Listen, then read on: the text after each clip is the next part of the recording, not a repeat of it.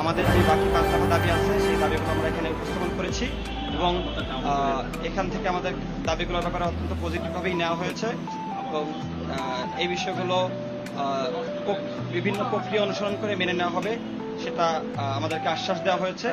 আমি যদি একটু বলি, আমাদের প্রধান দাবি ছিল হচ্ছে ঢাকা কলেজ সহ 7 কলেজ শিক্ষার্থীদের সঙ্গে ঢাকা বিশ্ববিদ্যালয়ের শিক্ষার্থীদের সংঘাতের দায় নিয়ে ঢাকা বিশ্ববিদ্যালয়ের প্রভিসি মামুন স্যারকে ক্ষমা প্রার্থনা করে পদত্যাগ করতে হবে।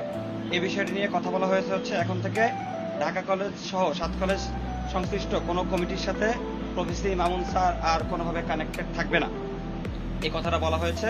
এবং ঢাকা পদত্যাগের যে বিষয়টা, এটা ঢাকা বিশ্ববিদ্যালয়ের যে ভিসি স্যার আছে এবং সেখানকার যে প্রক্রিয়া, সেই প্রক্রিয়া অনুসরণ করে এই বিষয়টা আগানো হবে আলাপ আলোচনার মাধ্যমে। ওই দিন যে সকল শিক্ষার্থীরা জড়িত ওইখানে উপস্থিত ছিল তাদের সাথে আলাপ আলোচনার মাধ্যমে এই বিষয়টা আগানো হবে। 2 নম্বর দাবি ছিল